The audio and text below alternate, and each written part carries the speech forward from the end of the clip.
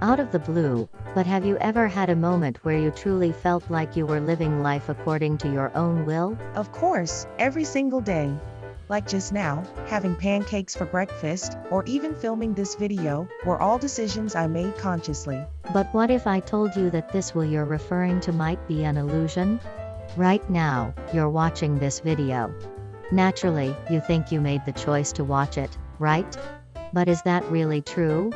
Is your choice truly driven by your own will? Now that's a scary thought. Today, we'll be exploring this very question. Do we truly have free will, or not? Through the lens of Libet's experiment, which explored this scientifically. The story takes us back to 1983, where Benjamin Libet, a physiologist at the University of California, San Francisco, presented some shocking experimental results. What kind of results did he publish? He put forth the idea that humans might not possess spontaneous will, what we call free will. What? Free will, as the name suggests, is the will to do something freely. It refers to spontaneous desires like I'll have steak for dinner or I'm going to raise my right hand. But it has to exist, right? For example, I'm talking right now because I want to talk. However, according to Libet, that's not quite accurate. In other words, we're not talking now because we want to talk. What do you mean? Let's break down the experiment that led to this perplexing conclusion. Libet was conducting research where he'd stimulate a patient's brain with electrodes. He targeted the area responsible for touch sensation in the arm. It was already known that electrical stimulation there would create the feeling of being touched. Wow, so you can feel touched without physically touching the skin, just by stimulating the brain directly? Exactly. However, something interesting happened as they continued the experiment. Interesting how? They discovered that if they applied a medium-strength electrical stimulation, the patient wouldn't feel anything on their skin unless the stimulation lasted for at least half a second. I see. So only after half a second of electrical stimulation would they actually feel a sensation on their skin. Precisely. And since the brain needs to process whether the stimulation lasts for more than half a second before the skin sensation is produced, the actual feeling of touch is registered at least half a second after the brain stimulation. Now that you mention it, that makes sense. It's a bit strange that there's a half a second delay though. You're right. However, they initially thought this delay might be due to the unique nature of applying electrical stimulation directly to the brain. So, next, they decided to simultaneously stimulate the opposite arm's skin directly at the exact moment they initiated the electrical stimulation. Basically, one arm received electrical stimulation in the brain, while the other was physically touched. I understand. Then, they asked the patient which sensation they felt first, the electrical one or the physical one. What do you think they answered? Well, I'd assume the physical touch would be felt first. The electrical one has that half a second delay, so the touch should feel much faster. That's a logical assumption. In fact, the research team initially thought so too. However, it turned out that the patient felt both sensations simultaneously. What? How is that possible? This unexpected result led Libet to theorize that perhaps all human sensations are delayed by half a second. What do you mean? Since the instantaneous physical touch is felt simultaneously with the delayed electrical stimulation, it suggests that the perception of physical touch is also delayed. Libet then theorized that this delay might apply not just to touch, but to all our senses, sight, hearing, smell, and so on. In essence, our consciousness might be perceiving a world that's half a second behind reality. I think I understand, but it's difficult to grasp that our consciousness might be lagging behind reality by half a second. Wouldn't that cause all sorts of problems? Problems? Yes. Conversations would become disjointed with everyone's responses being delayed, and split-second decisions would be impossible. For instance, I heard that a professional baseball pitcher's throw reaches the batter in just 0.4 seconds. But if our consciousness is running half a second behind, the ball would have already reached the catcher before we even saw the pitcher release it. No matter how hard you tried to hit the ball, you never would. That's a valid concern. It does seem strange that our consciousness would be that delayed. And studies have shown that humans can react to sudden events in about 0.2 seconds. So, it doesn't seem likely that our consciousness lags behind by a whole half a second. Exactly. However, if we abandon the premise that actions are based on conscious decisions, everything starts to make sense. What do you mean? Now, let me tell you about another experiment Libet conducted. In this one, participants were asked to watch a clock and move their hand whenever they felt like it. They recorded the time the participant consciously decided to move their hand and the actual time the hand moved. As expected, there was a 0.2 second gap between the decision and the movement, but this was considered normal and attributed to the time it takes for signals to travel from the brain to the muscles. I see. So nothing seemed out of the ordinary? But here's where it gets interesting. The problem arose when they looked at the timing of the brain wave activity. Brain wave? Yes, they were also monitoring the brain waves associated with hand movement. What they found was that the brain wave activity, indicating preparation for movement, actually started about 0.35 seconds before the conscious decision to move the hand. Wait, so the brain wave for moving the hand appeared before the conscious thought to move the hand even occurred? Precisely. So, the order of events was brainwave generation, conscious will, then movement initiation. This shocked a lot of people. The fact that the brainwave for moving the hand occurred before the conscious thought implied that the decision to move the hand was already made unconsciously before the conscious mind even became aware of it. Basically, the unconscious part of the brain had already made the decision. That's unbelievable. And when you consider this result, the baseball example from earlier starts to make more sense. You said that if our consciousness lags behind by half a second, we'd never hit the ball, right? However, according to these findings, our unconscious brain is already making decisions before our conscious mind even catches up. So, by the time the ball is actually thrown, the unconscious part of our brain has already decided whether or not to swing, how to swing, and is already directing the body to act accordingly. Our conscious mind then experiences the sight and feeling of the swing half a second later. I see. So even though our consciousness is delayed, we can still hit the ball because our unconscious mind has already taken care of everything. That actually makes the idea of a half a second delay seem plausible. Exactly. And because of this delay, our conscious mind can even be influenced by the future. Influenced by the future? Yes. There's a tactile illusion called the cutaneous rabbit that demonstrates this. First, you ask someone to close their eyes and then tap the same spot on their arm twice in quick succession. When asked where they were touched, they'll obviously say the same spot twice. Well, yeah, if you tap the same spot, that's easy to tell. But here's the interesting part. They then tapped the same spot twice and then a third time at a different location, further down the arm. What's fascinating is that when these 3 taps are done quickly, the person doesn't perceive the first 2 taps as being in the same location. Instead, they feel as though the taps are gradually shifting down their arm from the first to the third tap. It's as if the second tap is pulled towards the location of the third tap. That's a strange illusion. But how does this relate to consciousness? I feel like if you're being tapped that quickly, it'd be easy to lose track of the exact locations. While it might seem that way at first, if you think about it, this illusion is quite remarkable. How so? Think about it from the perspective of normal conscious perception. At the moment of the second tap, the third tap hasn't happened yet. So, you should perceive the second tap at the same location as the first tap since that's the reality at that moment. Yet, the second tap feels like it's shifted towards the location of the third tap. It's as if a future event is altering the perception of a present one. You're right, that's not right. It is a very peculiar illusion when you put it that way. But why does this illusion occur? It's believed to happen because our conscious perception of the present can be influenced by the future, or rather, the future as perceived by our brain. For example, let's say we're at the moment right before the second tap in this experiment. From our conscious perspective, the second tap, which hasn't happened yet, is a future event. Right, because consciously, we haven't been touched there yet. However, from the perspective of the real world, which is operating half a second ahead of our conscious awareness, all 3 taps have already occurred. Our brain has already unconsciously experienced all 3 taps. As a result, the second tap we consciously perceive is pulled towards the location of the third tap that our brain has already experienced, even though our conscious mind hasn't caught up yet. I get it.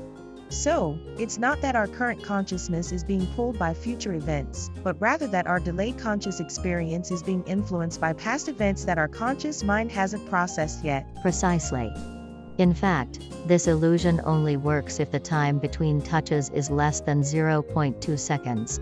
This means that our conscious perception isn't influenced by future events that our unconscious brain hasn't registered yet. Wow, consciousness is much more fascinating than I thought. It is. To summarize, the unconscious part of our brain has already experienced future events before our conscious mind even catches up, and what our unconscious mind experiences and decides is then relayed to our conscious awareness with a slight delay. I think I'm starting to grasp this, but it raises another question.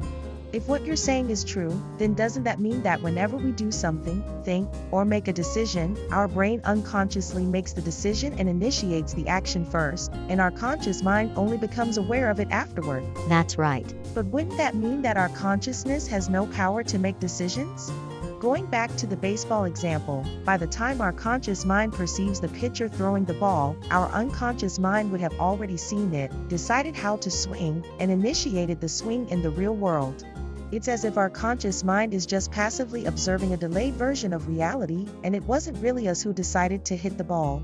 It was all decided and done by our unconscious beforehand. Yes, there's a theory that suggests exactly that. We like to believe that we're in control and making conscious decisions, but that might be a grand illusion. This theory proposes that our consciousness actually has no power to decide our actions, and most, if not all, of our decisions are made unconsciously. Our consciousness, in this view, is not the control center driving our actions but merely a passive observer watching our body move and the world unfold. This is called the passive consciousness hypothesis. That's a chilling thought. To think that our consciousness is just a spectator. But what do you mean by our conscious mind making up reasons for actions it didn't decide? I make conscious decisions all the time. Are you saying those are all illusions too? That's the gist of it. Often, even the reasons we come up with for our actions, the "I did this because I thought this" narratives, are just post hoc rationalizations. Our conscious mind conveniently comes up with suitable justifications for actions that our unconscious mind has already decided upon. You're saying our reasons for acting are made up? Let me give you another example to illustrate this. This one stems from an experiment by Michael S. Gazzaniga, a leading researcher in split brain studies. Split brain? Split brain is a condition where the corpus callosum, the bridge connecting the right and left hemispheres of the brain, is severed. As a result, information can't be shared directly between the two hemispheres. What happens when that happens? Well, for example, the right hemisphere is responsible for image recognition, while the left hemisphere handles language. The right hemisphere also controls the left side of the body, and the left hemisphere controls the right side. Wow, I didn't know the brain had such a crossed over system for processing and control. So, if you were to cover a split brain patient's right eye and show their left eye, which connects to the right brain, a picture of an apple, you know what they'd say? They'd claim they saw nothing. What? But they clearly saw it. That's because the information about the apple, processed by the right brain, cannot reach the left brain responsible for speech. So, the left brain, unaware of the apple, honestly answers that it didn't see anything. I see. That's incredibly strange. But here's the real kicker. Gazzaniga then whispered instructions to the patient's left ear, which connects to the right brain, to walk forward. Okay. Then, he asked the patient's right ear, connected to the left brain, "Why are you walking?" What do you think the patient, with their split brain, answered? Based on the previous example, the right brain knows why it's walking, but the left brain doesn't because the information can't cross over.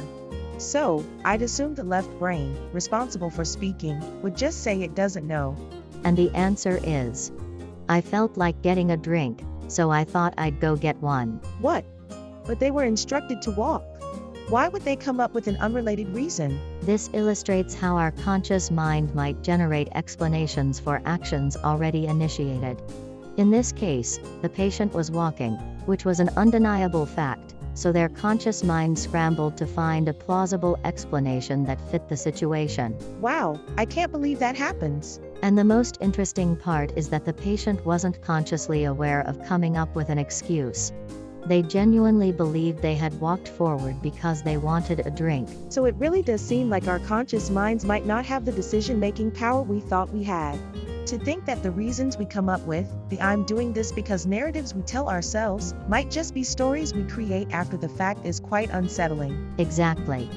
This split brain study, among others, supports the idea that our unconscious mind makes decisions and initiates actions, and our conscious mind then catches up and invents a believable narrative around it. That's a powerful illusion. It's shocking to think that our conscious thoughts about why we do things might not reflect the true decision-making process. You're getting it.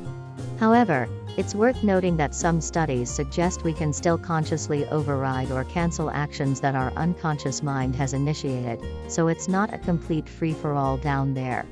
But the degree of conscious control we have is still a topic of debate.